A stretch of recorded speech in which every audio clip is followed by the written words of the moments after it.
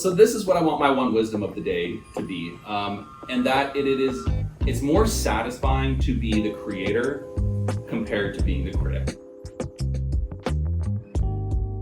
Hello, friends. For this installment of the H Club podcast, we've got a friend with interesting credentials. This individual, we're going to do a little smartless intro given our history, I think. So this individual has been married for 10 years. Start with that. Qualified husband. Is an award-winning podcaster. Ooh. This guest was my co-president of our high school student council. Now a owner of a car wash, Wow. as well as a tech sales savant, and once upon a time in business school, the PepsiCo PitchCo elevator pitch champion. Not PitchCo, I think I would have failed the pitch there. And Jeremy, what other credentials do you have that I missed? Oh, don't do that, James. I mean, I was listening to all the other episodes of the show, and you would kind of throw it over for people to introduce themselves, and they would humbly share like one or two things, and you just rattled off everything about me, which is amazing because now I don't have to do it, and I can just look amazing in front of everybody. Well, I missed a couple though. We also the co-founder of the Open Road Project, Which might be our most crowning accomplishment as friends. We'll have to dig into the Open Road Pod, and the Open Road Adventure. Yeah. And I think we'll finish it off with a little distinguished fact that you once had dreadlocks that were nearly 2 feet long. Is that a slight exaggeration? I actually don't think that's an exaggeration. They were down past my belly button to my belt buckle. So what's half that's probably almost 3 feet long if I'm 6 foot. All right. Nice. So yes, 3 foot long dreadlocks for a time. Nice to be here on the Lessons Learned podcast. I feel like today's conversation will be maybe a little different than the ones that you've been having, and I might even put you on the hot seat a little bit to get a sense for why you wanted to start podcasting and whatnot. But I'm looking forward to a good chat today. Yeah. Well, as you know, and I just think we should share that this podcast was initially our joint brainchild of an idea that we had that you so graciously let me run with, right? This is one thing that I'm actually excited to talk about today. So thank you for some credit for the idea of a podcast. But everyone has a podcast idea. Everyone has a podcast. Well, everyone has a podcast and a podcast idea. So when you came to chat with me about, I'm thinking about this podcast, I thought it was just a really great brainstorming session. And the thing that I think one of the lessons I've learned in my life is hold loosely to ideas. So when we were like, we should do this together, I was like, yes, absolutely. And then you were like, you were trying to go faster than I could keep up with because we have distance between us and all of that. So when you were just like, I'm doing this, I'm like, of course. Like there were like 3 phone calls we had where I'm like, if you're feeling like you just want to get this thing going, please do not wait for me to get it going because I'll gladly come on as a guest anytime. Well, here we are doing it together. And here we are. Nonetheless. Yes, exactly. And it's been exciting to listen to so far. And I think the concept is simple and compelling because everyone, I think, has something great to share. So it's great. Well, the concept that we've held from our initial brainstorming sessions was that everybody, in fact, not just the guests on the show, have one wisdom to share. You know, one interesting thing, one interesting insight from their own experience. And that's something I think that we thought, based on all the conversations we have with people that we meet through work or hobbies. And that's sort of what it's turned into. And then out of that, I think we workshopped some of those wisdom names, right? Now we call it the Lessons Learned podcast because after doing now 5 or 6 of these episodes, sitting and having conversations with people I know really well, like you from our 15 years ago, to people that I'm just meeting and on a professional setting. You know, everybody's got some unique wisdom in some story or anecdote that's really fun to pull out in a conversation. Totally. And as I listen to the episodes, I think this is probably a good time for, I was thinking about a quote, and I want to kind of lay it out as we start our conversation, because I think all of the whatever weird little accolades that you said at the front that we could talk about, the different things that are going on, I think they all kind of boil down to this one idea. And it starts with a little story of, I just started CrossFit again. Okay. And this is not going to become me, giving the full spiel about CrossFit and doing all that. But on the wall at CrossFit was a very famous quote that I read, and it's probably a quote that you're familiar with, and I'm going to start us there. Okay, great. Have you heard a quote from our friend Theo Roosevelt? Okay, Teddy. And it's a very famous kind of quote. It's called "The Man in the Arena." Have you heard of this? No, I haven't heard this quote. Excellent, but I'm going to change the word "man" to "person," so it's a little bit more applicable. All right? Thank you for bringing inclusivity to our show. You're so welcome. So, the person in the arena. It is not the critic who counts, not the person who points out how the strong person stumbles, or where the doer of deeds could have done them better. The credit belongs to the person who is actually in the arena, whose face is marred by dust and sweat and blood, who strives valiantly, who errs, who comes short again and again, who spends himself in a worthy cause, who at the best knows in the end the triumph of high achievement, and who at the worst, if he fails, at least fails while daring greatly, so that his place shall never be with those cold and timid souls who neither know victory nor defeat. That's awesome. So who are the people not in the arena? Are these the people that are trying to take the credit for all the work that the people in the arena are doing, or are these the people on the sideline? So this is what I want my one wisdom of the day to be, and that it's more satisfying to be the creator compared to being the critic. And oh wow! When I listened through the first 4 episodes, and I think most of the people that you're going to be having on this show, they're people who are in the arena.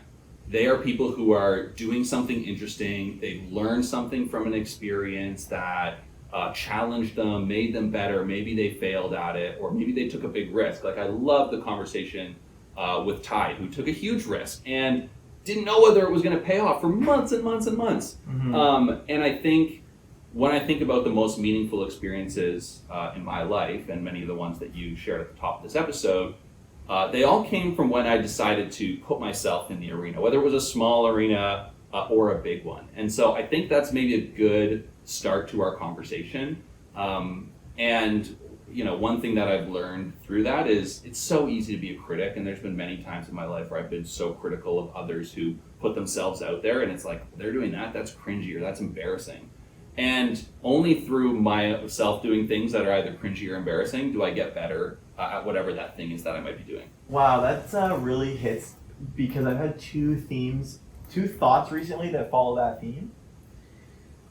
The first, I think, is about the cringe and the hesitancy to do something. Yeah. Because, as we talked about when we were brainstorming the podcast, we both know the intention of this podcast is not to be like an influencer. We don't want to be like, we're not trying to make a go at being podcasters for an income.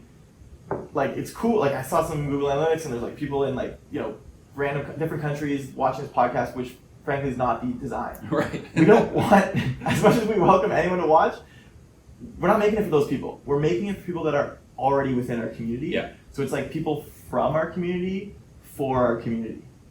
And so if there's 1,000 people in our community and we get 1,000 watches, that's great. That's everybody. That's cool. Yeah. But okay, so then I'm gonna get to the point. The point that I was hesitating at is also within that community, I respect people a lot who have a lot of humility and are very humble. I think it's one of the traits of the successful people in my network that I respect the most. Yes. And I want to be like them in that. And that sometimes conflicts with my role as a promoter for the organization that I work for. And so I have this constant conflict where I love people that are just in the arena, just go about doing their job. Yeah. And I think of some of my partners and some of my employees like that are just, they don't need any credit. They like to be understated, and they just work really, really hard. Yeah. Conflicted with, I think we have a really cool product. I think I have cool people in my network that I want to amplify their story. Yeah. I want to promote that, but I don't want to be perceived maybe as over promotion. Nobody likes right. an over promoter. Right. And so that, I think that's cool. To what I took from the man in the arena analogy is this is just us toiling in our little arena for fun. Yes. How many nights did we meet for fun just to talk about this idea, and we're here on a Tuesday afternoon for fun, just have a conversation and see where it goes. Yeah, and funny enough, it's one like our paths sort of diverged, I would say, for a time after university, right? So we were basically as close as friends could be in high school, co-presidents of our we were together multiple days a week outside of school, never mind every single day a week at school. Then we even went to Laurier together. Oh, roommates. Add that to the list of accolades. Oh, yeah, roommates, yes. I'm not sure that qualifies as an accolade, but... It is. Then at Laurier, yes, we were roommates, but I'd say that's when we sort of started to diverge a bit. You were in a different year than me and kind of had your own friend group, and then after university, we kind of were on our own paths for a while and kind of are coming back as friends at this stage. And it's been just very fun to see what we've been doing in our own arenas. And this was my point. So when you wanted with this podcast idea, I love what you said there, where you don't want to be too self-promoty or whatever. I was like, I wonder what this podcast will actually be like with James, because there is this way that I think you should be talking about the great things that you're doing. But I think you've towed the perfect line so far of honoring your guests and peppering in the right amount of here's what I'm doing, which is great, and here's why I like learning from you. And I think your goal of having this be a thing by your community, for your community, is really working, and I hope it. I'm really excited to keep following along. Well, there's been like every good idea, it starts with one thing, and then you actually find out the real goal along the way. Yeah. And so now, having done a couple, I think some of the bigger hitting benefits of this fun thing that we're doing is that when I do this podcast with you, or a guest I had in a recent episode was my golf coach, who's also sponsored at one of our golf tournaments. And so if the golf lovers in the community see the clip, even just the 60-second short of my conversation with Carter, and then meet him in August at the golf tournament, well, that's a foundation for a new relationship. That's a foundation for networking. It's propellant for the networking. And I think networking is super cool, not to get nerdy about it, but this is a network accelerant. And I think that's a cool thing. I think again, not to get super nerdy, but if I think of value creation to put business terms on networking, that's what I love about networking, because it's ultimate value creation. You're taking something that is zero cost or very, very little time cost and saying, hey, this person over here who I've gotten to know, and this person over here who I've gotten to know, I think I can connect you, and you guys, or gals, inclusive, can do something great, or can help each other, or one can help the other. And because I have a background in a broker-based business, that's what a broker does. There's other things that, from licensing and all that fiduciary stuff that brokers do, but that ultimately a broker is a connector, and that's what someone who likes to network is ultimately a connector. And then when you think about that's value creation, that's super cool. So if amongst all the other things we talked about, and we talked about this when brainstorming this podcast, right? If somebody sees this guest or this show and they have interest in, they want to buy their own car wash, or they want to buy their own business, they can talk to you or Tyler, or they want to go to med school, they can talk to Sam, or they're interested in film and they want to talk to, I'm just listing out some of the other guests that I've had on the podcast. Andrew and Nate, we talked about what their career was like as, TV star. Yeah. These are people that are one introduction away. So you can watch a master class and you can get the wisdom of Oprah Winfrey and Sorkin, and honestly we'll admit these are people who have achieved a great thing. Yeah. You can't get to know them. No. Whereas the people that we get to speak to, or I think the vision that we have, is people who have also achieved great things in their arena because of our age, in many cases are younger, and also one introduction away from anyone that wants to meet them. Yeah, and that's going back to this idea of being, a creator over a critic. I think every person who's listening to this podcast, if they are listening right now, surely they have some idea rattling around in part of their brain that they've been thinking about, or that they've wanted to do at some point in their life. And taking that risk to take the first step to do it is something that absolutely I want to encourage people to do. It's another reason why I thought this quote was a good place to start our show today, because it's not reinventing the wheel, right? It's not anything that's that, I mean, it's a great quote, right? But it's like, oh yeah, like of course, if you want to be better at something, you got to get out there and start doing it. But even as a reminder to myself, while I have been in the different types of arenas at different stages, like I feel like coming out of this last season where I've been largely working remotely and largely in much more solitude, and my network, it feels in some ways has shrunk, even though I'm more connected than ever through social media or phones or whatever.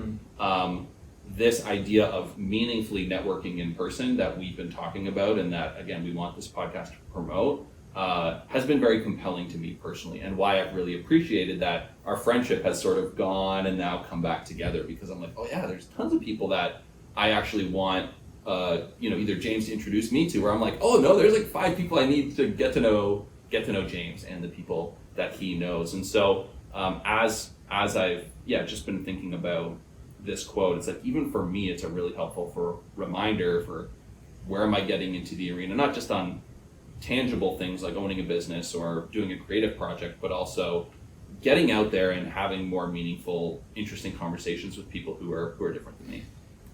Let's talk about your experience creating, producing, winning awards for your podcast. Because I know you earlier set up, maybe there's people listening who have an idea or something that they've been thinking about. I got to do this. I got to write this book.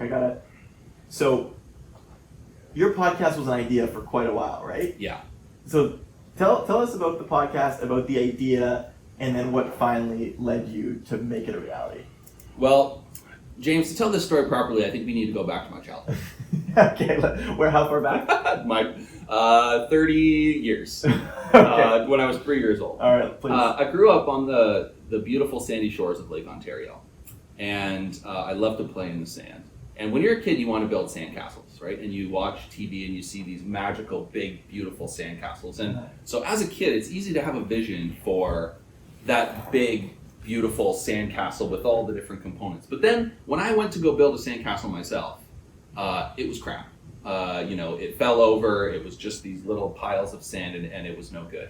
So then you kind of grow and you learn, and then it was the same thing with many of my creative projects as I grew up. So I started the whole world of sort of podcasting, or I guess you could even say radio production, in university when I had a radio show that was all about hardcore music. We were roommates at the time. Yes. Your studio was down the hall. Exactly. So I had a radio persona, Caveman Jer. Oh, we know and when I listen back to the radio that Caveman Jer put out onto the airwaves, it is the definition of cringe. It is so bad. Yeah.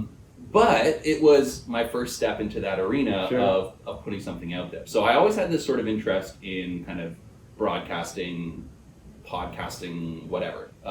So then you fast forward a little bit, we went on many of our road trips, which we can talk about, and that was kind of the golden age of podcasting was emerging in 2016, 2017. And I was like, I think I want to start a podcast, and it should be all about finding adventure in the everyday.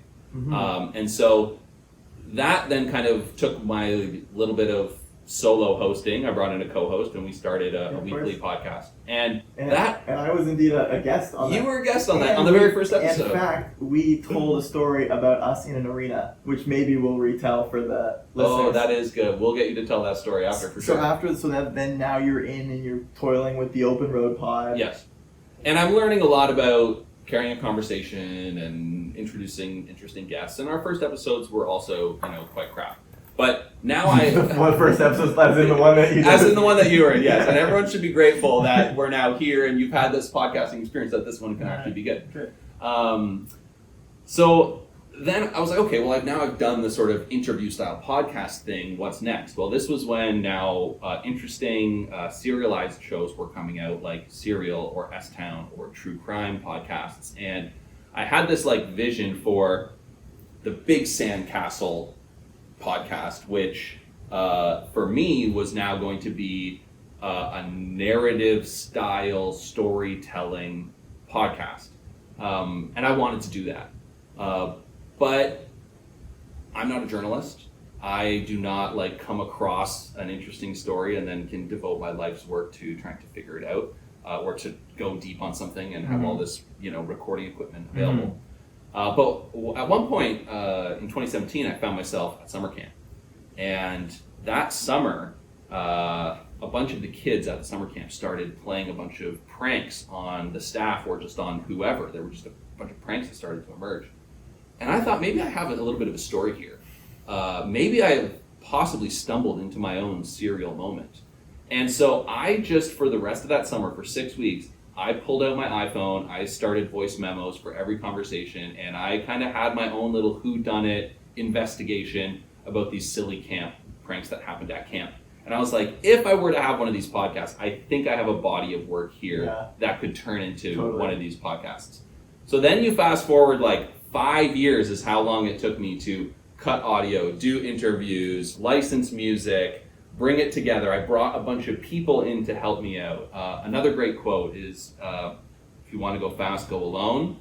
If you want to go far, go together. Go together. That's so right. This was one of the other things that I learned. If I want to make a giant, beautiful sandcastle, you need some help. You need some collaborators. And so when I think about back from, my radio show days to putting together my Sandcastle podcast, which is called Summer Camp, The Case of the Phantom Pooper, there's a lot of time in there of me trying different things, learning different things, putting myself in the arena to deliver a podcast project that ended up winning an award at TO Webfest for best unscripted podcast series. Yes, the best unscripted podcast series because of all the natural raw audio that I got through the summer. Well, I mean, listening to that podcast, you eclipsed Smartless and the All In for me as my lawn mowing podcast.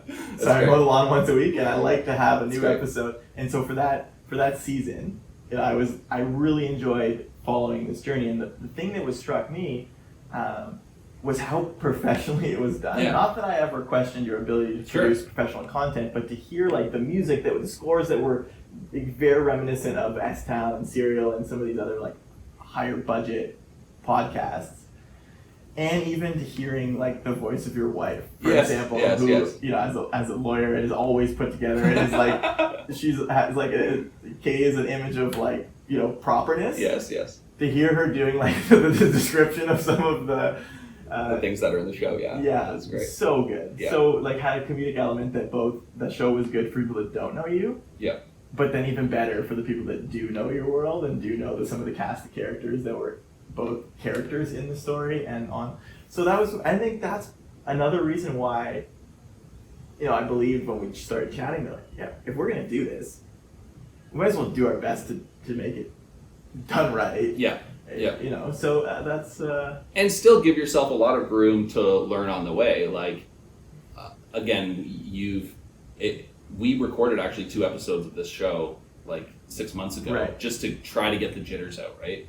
You're probably going to listen to some of these conversations a year from now and say, wow, I've come a lot further in terms of how I ask questions, who I ask them to, and just kind of how it's grown for you. But yeah, to kind of,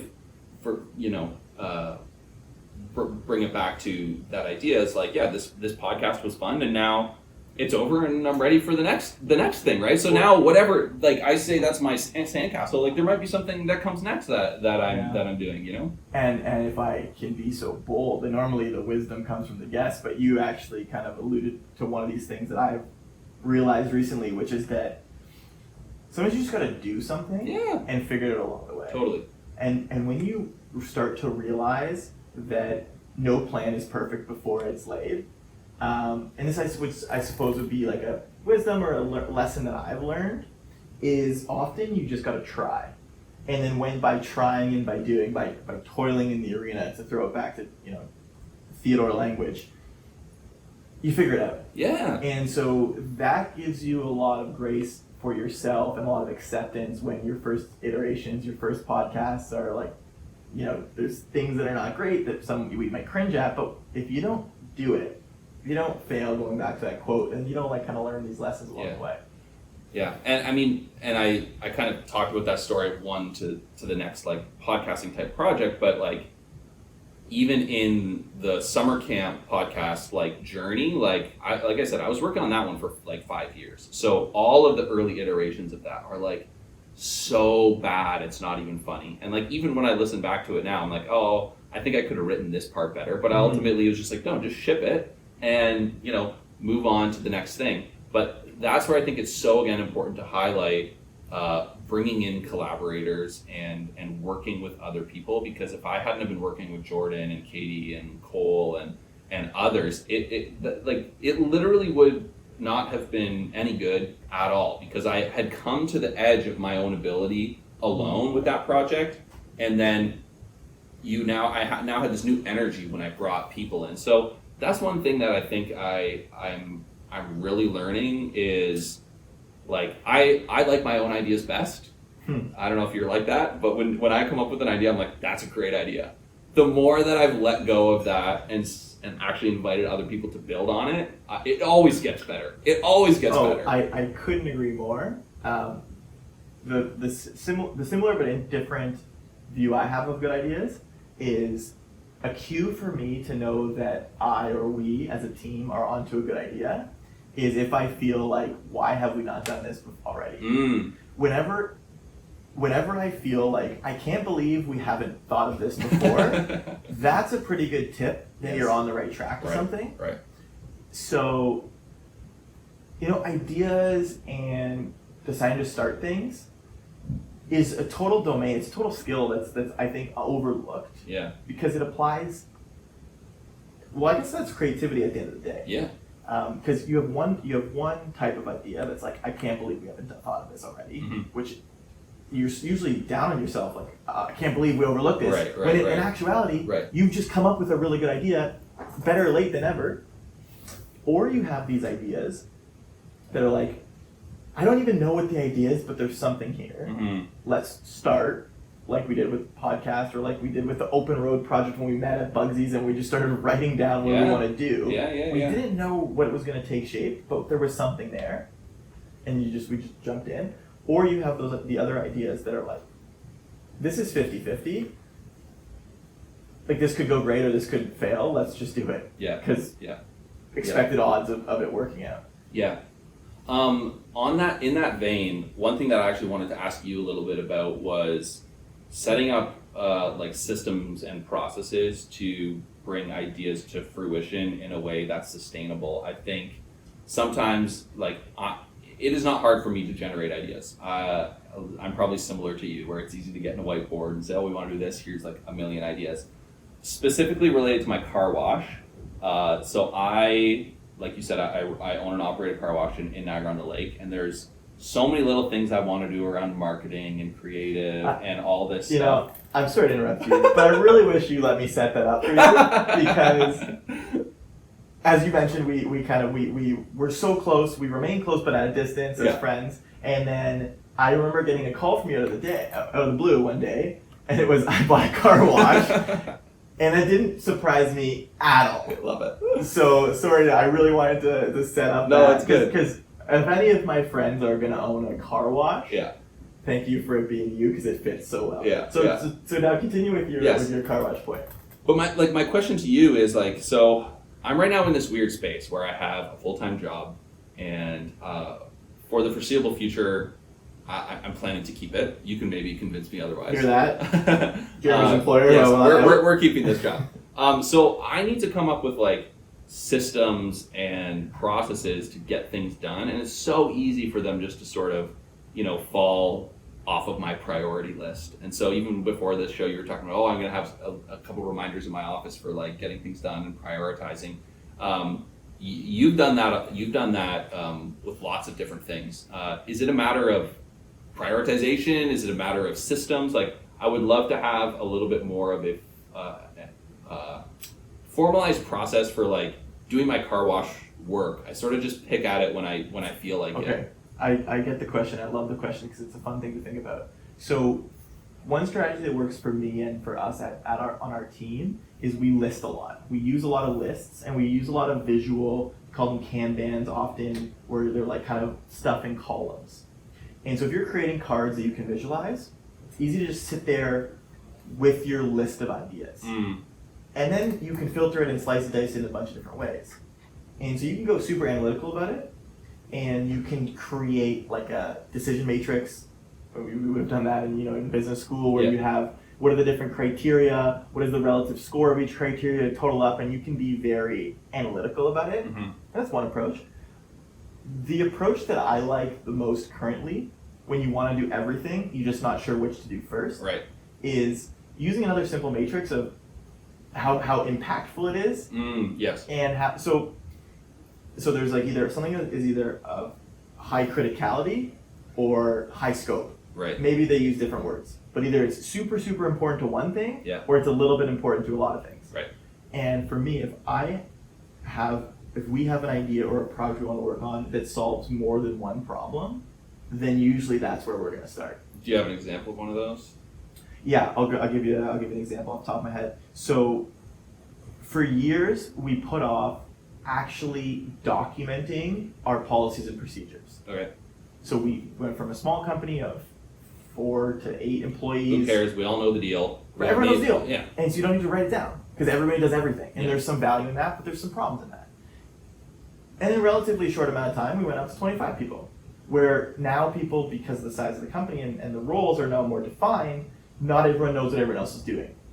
And so there's like a bunch of things. We always knew we needed to document our policies and procedures. Auditors ask for it.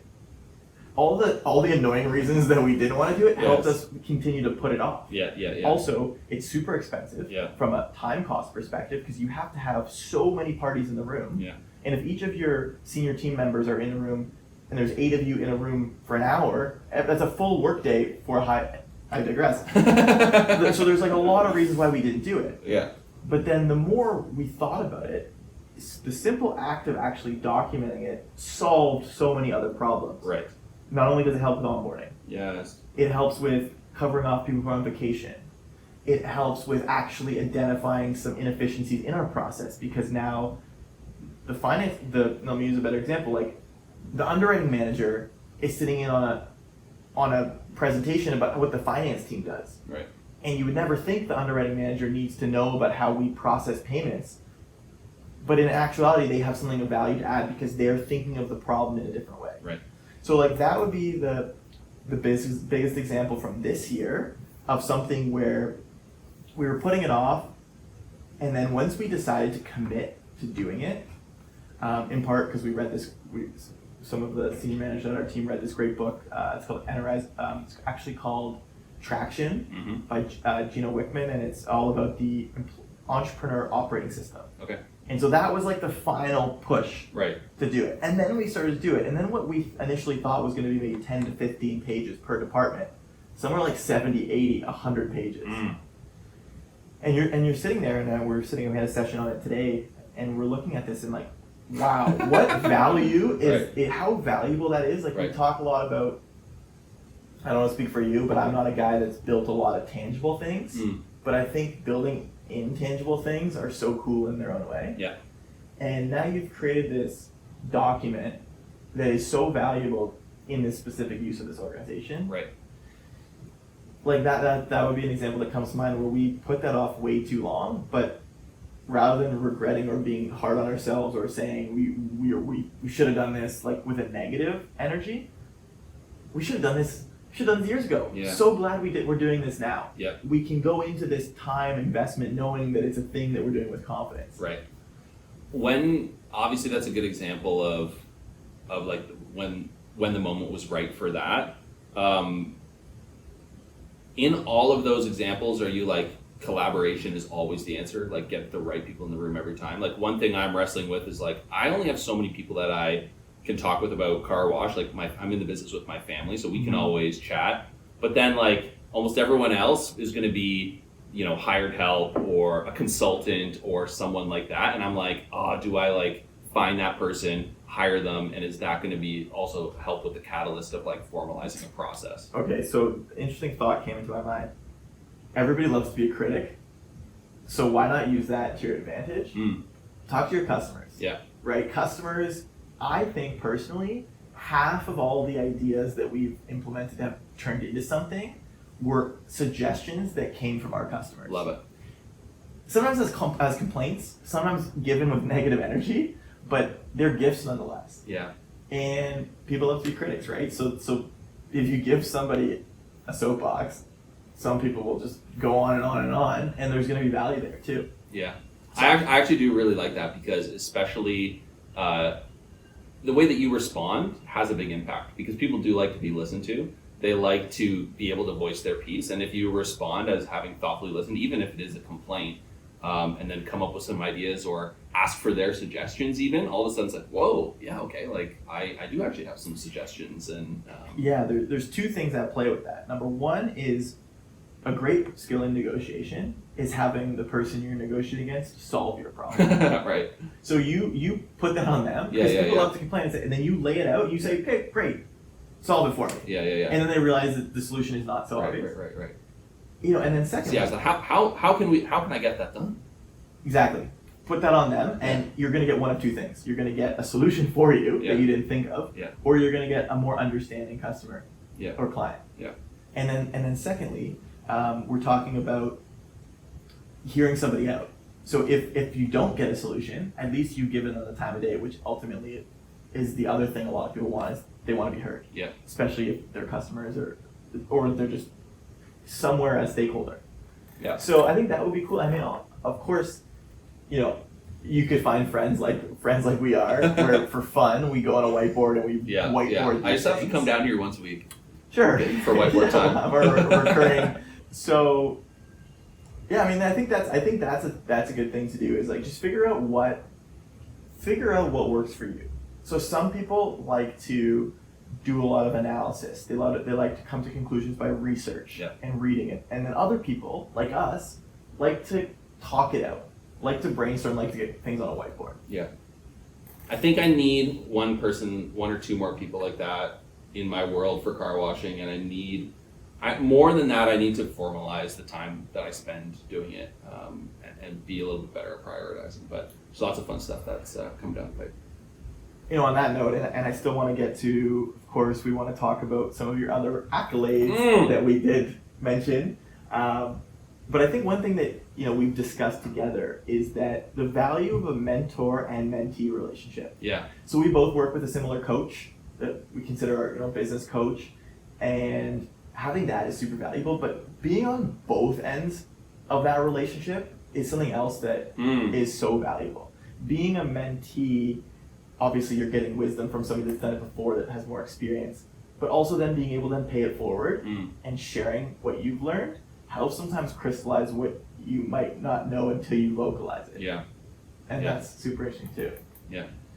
So here we are on a podcast with my guest who has many accolades, and we talked about some of them. These accolades are hilarious. They're like from decades ago. No, not all of them. Not all of them. True. But the one I want to touch on is from a decade ago. And I think, as I sit here and listen to you, and you obviously have a very compelling way of explaining yourself. And so I think one thing that I think was interesting is back in business school, we had this opportunity to do an elevator pitch. Yeah. And I absolutely fumbled the ball on mine. Did you? Oh yeah. No. Yeah, I thought I was a good speaker, and I was a little too overconfident. Got it. And I thought I could do it, and I thought winging it was the right choice. Oh no. But I dropped the ball, and I learned in that lesson. But somebody who didn't drop the ball was you. So tell us about what that competition, remind us what that competition was, and how you ended up being the winner. Yeah, that was fun. It's funny to think back on these stories from university. Yes, in the big project in first year university is come up with the business idea, write a plan for it, and this was our year of the program was the first year where they added an additional competition that was actually optional to join, where you could pitch your idea in 90 seconds. And so then they sort of had this additional pitch competition. So being the outgoing person, ideas person that I was like, okay, I'll write the pitch. Like, I want to make it happen. And so I basically wrote the 90-second pitch. The very important thing in any pitch is the WeFM statement. Do you know what this is? Please, tell me. What's in it for me? Yes. WeFM. So this is just the classic, you need to lay out your idea and then hit the investors with what's in it for them. Mm-hmm. Now, my idea was for a mobile generator with a windmill on it that you could tow behind a truck, and so you could bring energy to remote areas around the world.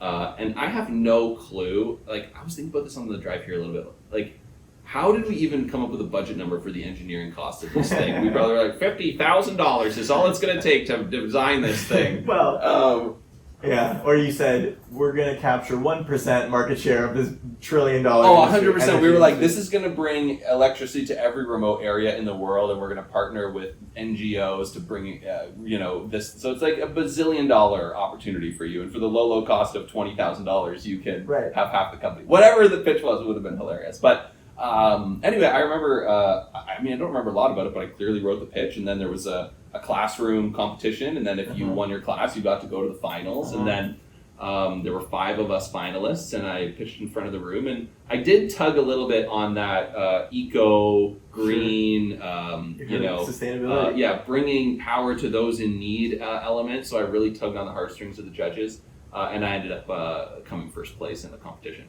Now, the funny thing about it is the competition was a success. They had lots of contestants, and it was a lot of fun. The next year, Pepsi sponsored the competition, and the winner of the competition got to bypass the entire co-op interview process and straight up was offered their co-op job. Right, they got the job. And so I didn't actually win the PepsiCo pitch competition because it wasn't called that in the first year. It was only that in your year.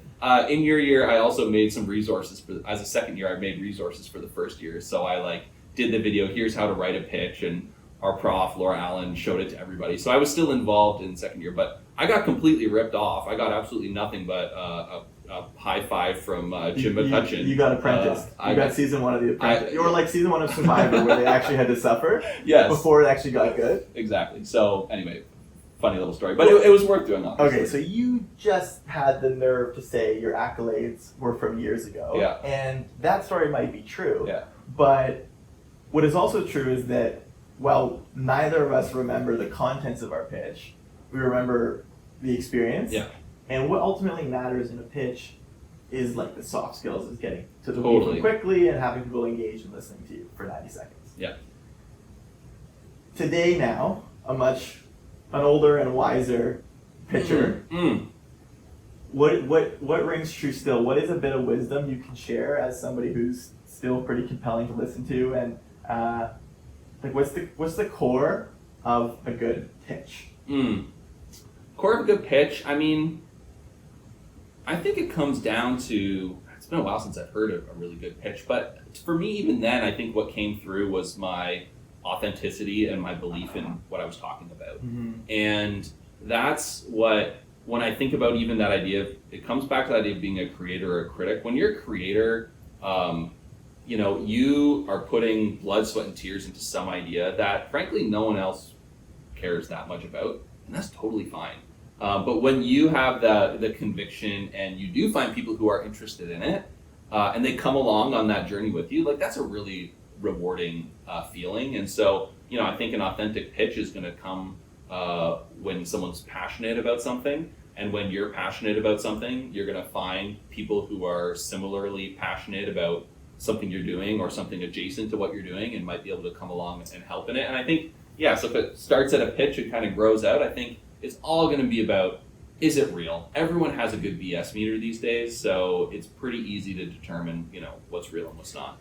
That's such a good way to end this episode, because really what came to my mind is tying in your first point, the story about the arena, and just you got to get in there and you got to soak in this thing. You got to become an expert at what you're trying to do and what you're trying to learn. You got to fail at it. And then if you do that, you will be an expert and you will have the passion about this topic or this area of expertise that when you're talking about it, other people will pick up on that. Totally. And sense it. And so... And it connects to your humility piece where, as you're on this journey to becoming an expert, you're honest about what you don't know. You bring in other people who can fill in those gaps for you, and you just, let's go do this thing together. We need each other here. Yeah, so your wisdom, the top of the segment wisdom actually connects with so many of the other topics we discussed. Yeah. Because That's why I started with it. I've done this before, James. You are too good. And I think that's a wrap, because I think we're going to have you back, and we'll do another episode here. We will, and we need your episode of you being in the arena. We teased it earlier. It's a great story. It deserves its own kind of analysis of all of that. But yeah, thanks for having me on. This was fun. We'll have you back for story time with Caveman Jer. Yes. Okay, friends. It's another episode of the Lesson Learned Age Club podcast. Have a wonderful day.